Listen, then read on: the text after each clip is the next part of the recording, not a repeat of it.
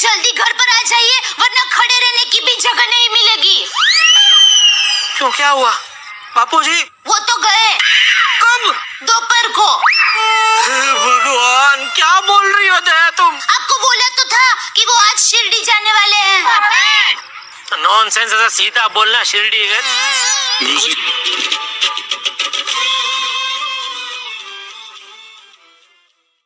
घर वालों ने कहा ऐसा काम करो कि किसी को तकलीफ ना हो, तो मैं जाकर सो गई। इसमें चप्पल से मारने की क्या जरूरत थी? आवाज ही नहीं आ रही। हेलो। हेलो जी अंकिल, नमस्ते। कौन? मैं कौन?